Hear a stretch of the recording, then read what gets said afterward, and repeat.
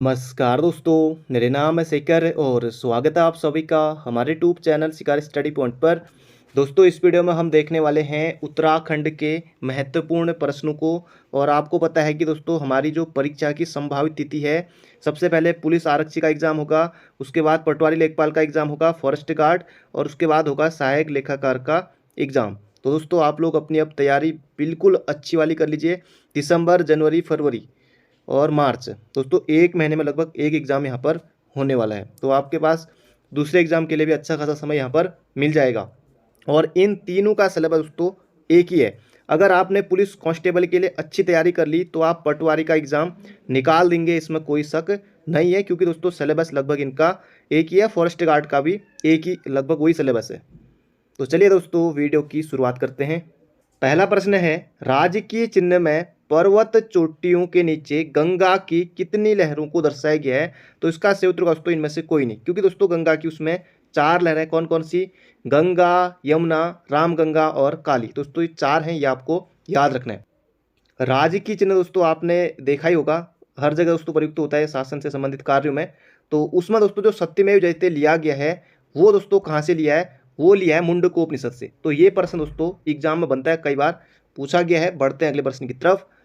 अगला प्रश्न है, कौन सा कथन खस प्रजाति के बारे में सही नहीं है? टिकुआ प्रथा दोस्तों खसों में व्याप्त थी। टिकुआ प्रथा के तहत खसों की विधवा किसी भी अन्य पुरुष को अपने घर में रख सकती थी। बिल्कुल दोस्तों सही बात है, सही है। खस लोग ज्येष्ठ पुत्री को मंदिरों में दान करते थे दोस्तों, ये भी बिल्कुल सही बात है।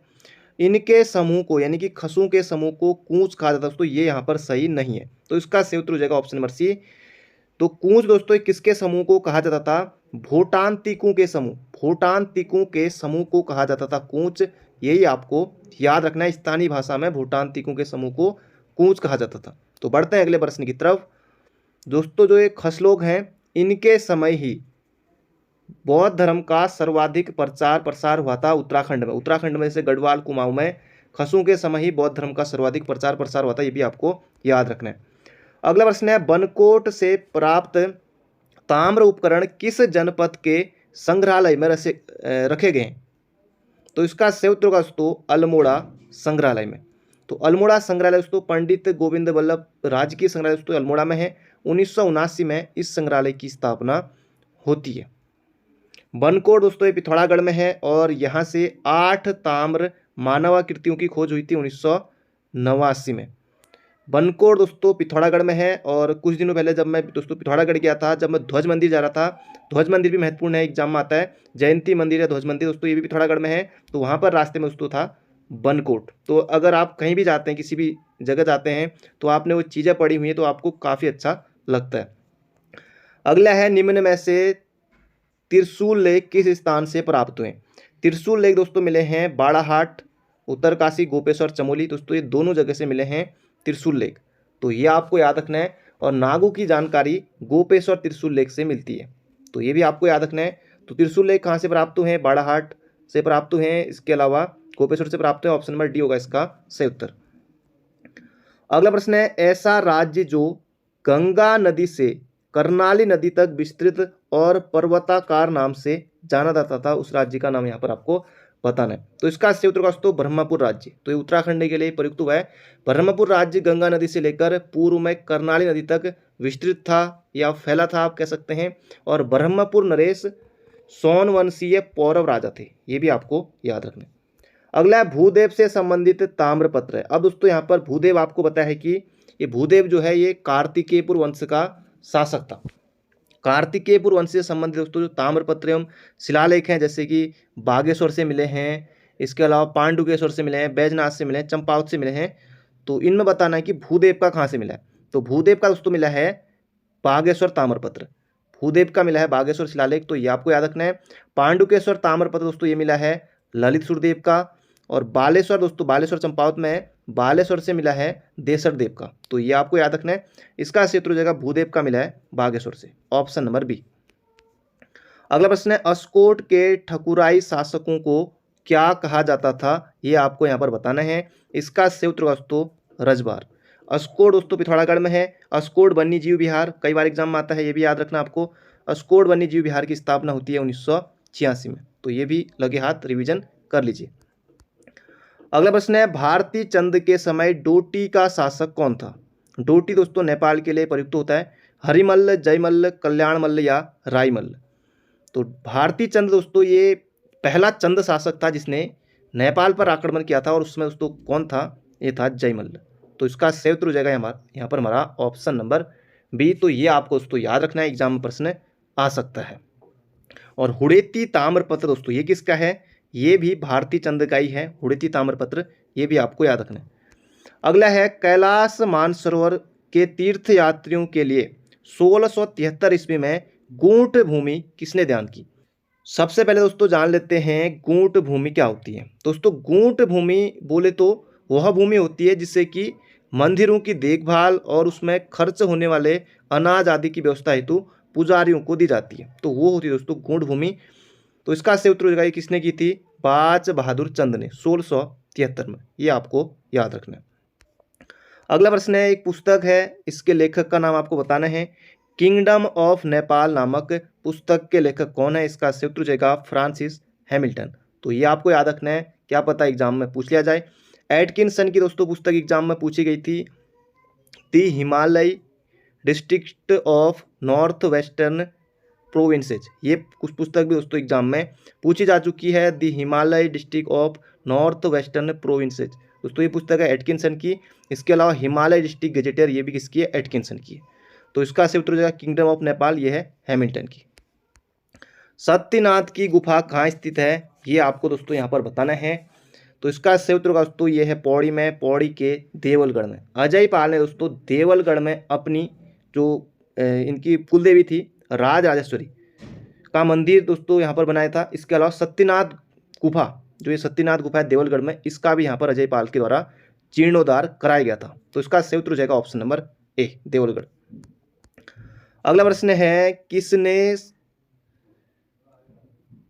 अगला प्रश्न है दोस्तों यहाँ पर हमारा, निम्न में से 1791 में गढ़वाल पर किसने आक्रमण किया? अंग्रेजों ने, ईसाइयों ने, फ्रांसीसियों ने, गोरखों ने? अब तो आप आसानी से उत्तर टिक कर सकते हैं, बिल्कुल आसान हो गया दोस्तों। इसका सही उत्तर हो जाएगा गोरखा शासकों ने किया था। गोरखों ने दोस्तों सबसे पहले अल्मोड़ा पर आक्रमण करते हैं लोग, कुमाऊं पर, यानी कि 1790 में कुमाऊं पर इन्होंने आक्रमण किया था। उसमें जैसे अमर सिंह थापा, हस्तिदल चौतरिया, सूरवीर सिंह थापा, इनके नेतृत्व में अल्मोड़ा पर आक्रमण कर लिया गया। जब दोस्तों ये अल्मोड़ा को जीत जाते हैं, यानी कि कुमाऊं को ये लोग जीत जाते हैं, उसके बाद दोस्तों 1791 में, यानी कि 1790 में इन्होंने कुमाऊं जीत लिया।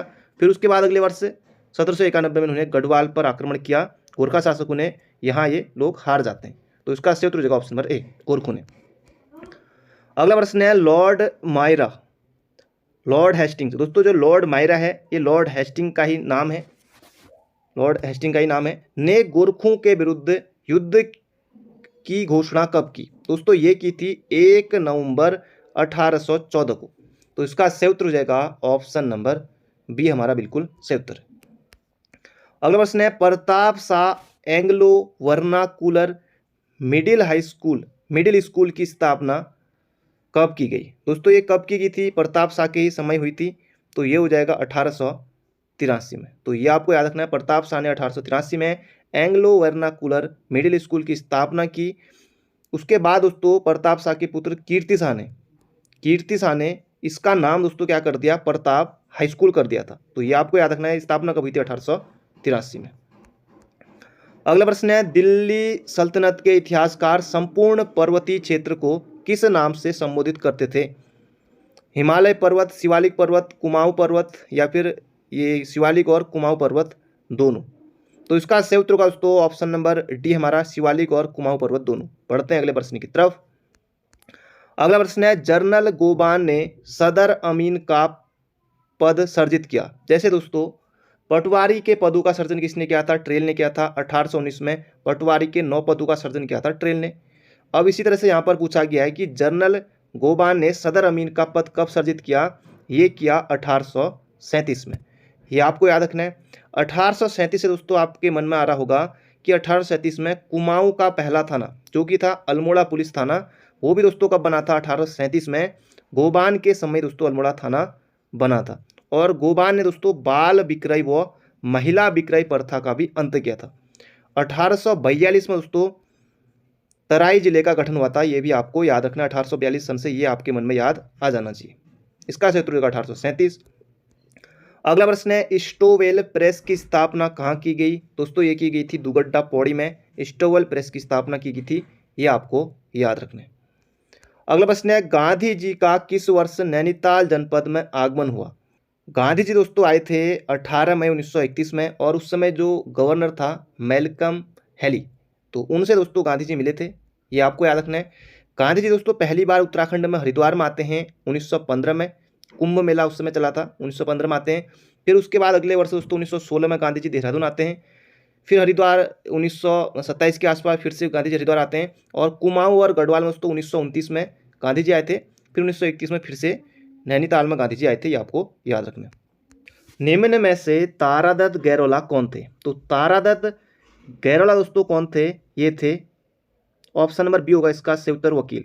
तो ये भी आपको करना पड़ेगा, संगीतकार आप कर नहीं सकते, अधिवक्ता वकील, तो ये हो जाएगा option number B. Taradatt Gairola का दोस्तों जन्म आ सकता है एग्जाम में 1875 में हुआ था, टिहरी में हुआ था, पौड़ी में नहीं, टिहरी में इनका जन्म हुआ था, ये आपको याद रखना है। 1901 में गढ़वाल यूनियन या गढ़वाल हितकारिणी की स्थापना इनके द्वारा की गई, तारादत्त गैरोला के द्वारा, और इनकी पुस्तक भी है selected land revenue decision of Kumaon, तो ये भी आपको याद रखना है। अगला प्रश्न है निम्न में से किस चंद राजा ने दोड़ाकोट या दोनकोट के राजा को परास्त किया था? दोनकोट को समाप्त कर चंपावत नगर बसाया, दोस्तों ये किसने किया था? ये किया था सोमचंद ने। और सोमचंद दोस्तों ये है चंद वंश का संस्थापक। चंद वंश का संस्थापक कौन है दोस्तों? ये है सोमचंद, ये आपको याद रखना है। और सोमचंद ने दोनकोट के रावत राजा को सबसे पहले परास्त किया था, हराया था। अगला प्रश्न है इंद्रमणि बडौनी जी ने आमरण अनशन किस वर्ष किया? इंद्रमणि बडौनी जी को दोस्तों कहा जाता है उत्तराखंड का गांधी, ये आपको याद रखना है, सीधे सीधे एग्जाम में आएगा। उत्तराखंड का गांधी कौन है? इंद्रमणि बडौनी है। और इनका दोस्तों जो जन्म दिवस है 24 दिसंबर को, वो मनाया जाता है लोक संस्कृति दिवस के रूप में। यहाँ पर पूछा है कि उन्होंने आमरण अनशन कब किया था? इसका सही उत्तर हो जाएगा दोस्तों यहाँ पर हमारा 2 अगस्त 1994 में। तो ये आपको याद रखना है दोस्तों, एग्जाम में प्रश्न आपको देखने को मिल सकता है। FRI भवन के मुख्य गेट का नाम क्या है? ये प्रश्न दोस्तों एग्जाम में आ चुका है। इसका सही उत्तर हो जाएगा ब्रांडिस गेट, FRI भवन के मुख्य गेट का नाम है। और कारबेट का दोस्तों जो गेट का नाम है, प्रवेश द्वार का नाम है, वो है ढिकाला। अगला प्रश्न है कौन सा कथन सत्य है? मसूरी की सर्वाधिक ऊंची चोटी लाल टिब्बा है, बिल्कुल सही बात है। गनहिल या तोप टिब्बा मसूरी शहर की दूसरी ऊंची चोटी, ये भी सही है। तो ए और बी दोनों दोस्तों ये बिल्कुल सही है। इसके अलावा दोस्तों मसूरी को कहा जाता है पहाड़ों की रानी, पर्वतों की रानी या पहाड़ों की रानी मसूरी को कहा जाता है, ये भी आपको याद रखना है। गंगोत्री और यमुनोत्री का प्रवेश द्वार, ये भी दोस्तों कहा जाता है मसूरी को, ये भी आपको याद रखना है। तो बढ़ते हैं अगले प्रश्न की तरफ। ऑर्डिनेंस फैक्ट्री कहाँ स्थित है? दोस्तों ये देहरादून में, रायपुर देहरादून में, ऑप्शन नंबर बी होगा इसका बिल्कुल सही उत्तर। अगला प्रश्न है टिहरी जनपद में मिलने वाले खनिजों में निम्न में से हैं? तो टिहरी में दोस्तों डोलोमाइट्स मिलता है, संगमरमर भी मिलता है, तांबा भी मिलता है, तो ये सभी दोस्तों यहाँ मिलते हैं कहाँ? टिहरी में। और यूरेनियम के संकेत दोस्तों कहाँ से मिले हैं? एकमात्र जनपद, वो भी कौन सा जनपद है? वो भी टिहरी जनपद है। पढ़ते हैं अगले प्रश्न की तरफ। चक्र तीर्थ एवं अथारी नामक स्थान किस जिले में? तो अथारी दोस्तों प्रसिद्ध है, चक्र तीर्थ भी है, तो ये दोस्तों आपको देखने को मिलेंगे चमोली में, तो ये भी आपको याद रखना है। बढ़ते हैं अगले प्रश्न की तरफ। औली परियोजना का शुभारंभ श्रीमती इंदिरा गांधी जी द्वारा कब किया गया? दोस्तों ये किया गया था जुलाई 1983 में। औली परियोजना का शुभारंभ उस समय किया गया था इंदिरा गांधी के द्वारा, और अक्टूबर 1993 यानी कि 10 साल बाद दोस्तों इसका निर्माण कार्य लगभग पूरा हो गया था। तो इसका सही उत्तर हो जाएगा ऑप्शन नंबर बी, जुलाई 1983 में। अगला प्रश्न है रुद्रप्रयाग जनपद में कितनी नगर पालिका हैं? तो रुद्रप्रयाग में दोस्तों एक ही नगर पालिका है, खुद रुद्रप्रयाग, और एक कब बनी थी? 2006 में दोस्तों ये बनी थी। अल्मोड़ा नगर पालिका 1864 में बनी थी। रुद्रप्रयाग का गठन कब हुआ था? 16 सितंबर 1997 को। तो ये आपको याद रखना है। चंपावत और बागेश्वर जनपद कब बने थे? वो बने थे 15 सितंबर को। चंपावत और बागेश्वर बने थे 15 सितंबर को, ये भी आपको याद रखना है। सात खून माप नाम से किस मेले को जाना जाता है? दोस्तों ये जाना जाता है गिंदी मेला, ये पौड़ी में लगता है। दनगल मेला, ये भी पौड़ी में लगता है। कांडा मेला, ये भी पौड़ी में लगता है। और सभी आपको नहीं करना है, सभी नहीं करना है। गिंदी मेला, इसका सही उत्तर हो जाएगा सातकुन माप मेले को किस नाम से जाना जाता है? गिंदी मेले को। तो बढ़ते हैं अगले प्रश्न की तरफ। बाकी जो भी मेले हैं ये सभी पौड़ी जनपद में लगते हैं। अगला प्रश्न है, उत्तरकाशी जनपद गोरखों के अधीन कब से कब तक रहा? गोरखों का दोस्तों गढ़वाल पर आक्रमण कब होता है?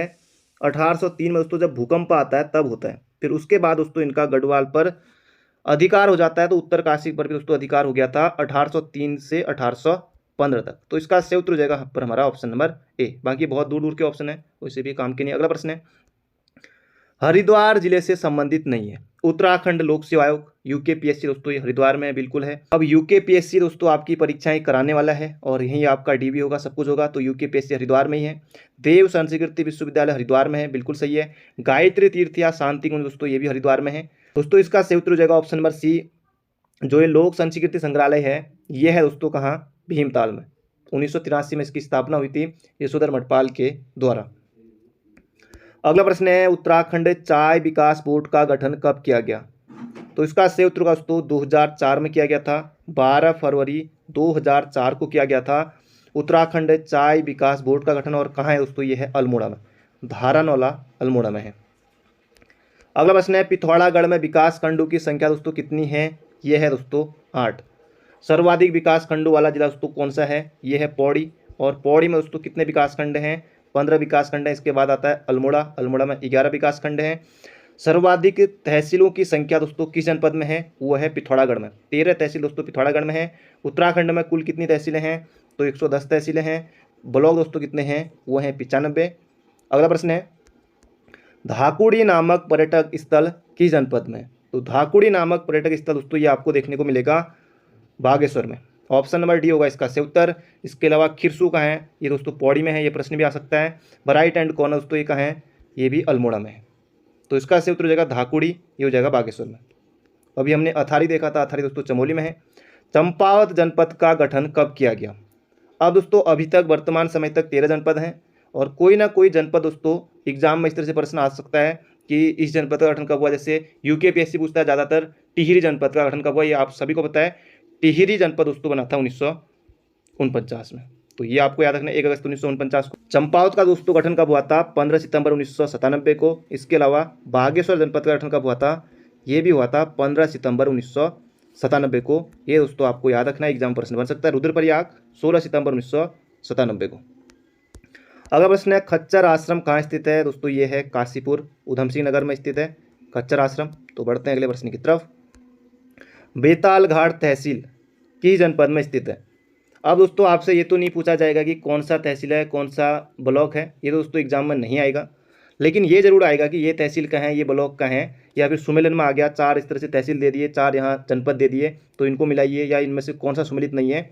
ये दोस्तों आपको हल्की हल्की नज़र मार लेनी है। परीक्षावाणी का जो शुरुआती चैप्टर है, शुरुआत में दोस्तों जो ऑनलाइन में दिए हैं उसी में आपको मिल जाएगा, तो हल्की आपको दोस्तों नज़र मार लेनी है यहाँ। तो बेतालघाट दोस्तों ये कहाँ है? ये है नैनीताल में। और घाट कहाँ है? ये है चमोली में। अगला है, यमुनोत्री धाम में सर्वप्रथम 1850 में लकड़ी से बना मंदिर किसके द्वारा बनाया गया? तो 1850 की दोस्तों बात है, तो इसका सही उत्तर हो जाएगा सुदर्शन शाह। प्रताप शाह यहाँ पर आपको नहीं करना है वरना गलती हो जाएगी, ए और बी दोनों नहीं करना है। जो यमुनोत्री माता का दोस्तों मंदिर है, इसका निर्माण कराया गया था किसके द्वारा? प्रताप शाह के द्वारा। प्रताप शाह के द्वारा दोस्तों निर्माण कराया गया था। और पुनर्निर्माण किसने कराया था? ये कराया था जयपुर की रानी गुलेरिया ने। जयपुर की रानी गुलेरिया ने इसका पुनर्निर्माण कराया था। तो इसका सही उत्तर होगा 1850 में लकड़ी से बना मंदिर किसके द्वारा बनाया गया था? ये बनाया गया था महाराजा सुदर्शन शाह के द्वारा। निम्न में से बद्रीनाथ मंदिर कितने भागों में है? अब दोस्तों ये प्रश्न एग्जाम में आ चुका है, लेकिन अब कहीं पर दोस्तों 3 भाग मिलता है, कहीं पर 4। लेकिन दोस्तों जो एग्जाम हुआ था उसमें 3 भाग दिया हुआ था। बद्रीनाथ मंदिर से 3 भाग, जैसे कौन कौन से? गर्भगृह, मंडप और सिंह द्वार। तो ये 3 भाग दोस्तों दिया गया था। बाकी अगर 3 या 4 दोनों ऑप्शन में तो 3 की तरफ जाएगा, क्योंकि एक बार इससे उत्तर आ चुका है। वैसे दोस्तों विवादित प्रश्न अब यूकेपीएससी है कि नहीं पूछेगा, तो फिलहाल दोस्तों 3 याद रखिए। अगला प्रश्न है यहाँ पर हमारा, निम्न में से किसका संबंध नंदा देवी राजजात यात्रा से है? चौसंगिया, मेड़ू, खाड़ दोस्तों बिल्कुल है। नंदा देवी राजजात यात्रा भी 2022 में भी हो रही है। ज्यूरांगली दर्रा दोस्तों ये चमोली में है, और ज्यूरांगली दर्रा दोस्तों ये नंदा देवी राजजात यात्रा में प्रयुक्त होता है। छतौली दोस्तों ये रिंगाल से बनाई जाती है, ये भी इसमें प्रयुक्त होती है। तो इसका सही उत्तर हो जाएगा यहाँ पर हमारा ऑप्शन नंबर डी। तो दोस्तों ये थे आज के हमारे महत्वपूर्ण प्रश्न। बाकी मिलते हैं बहुत जल्दी एक नई वीडियो में। चैनल पर नए हो तो चैनल को सब्सक्राइब जरूर कर लीजिएगा। Thank you friend, thank you so much. अपना ध्यान रखिए, स्वस्थ रहिए, मस्त रहिए। मिलते हैं बहुत जल्दी एक नई वीडियो में।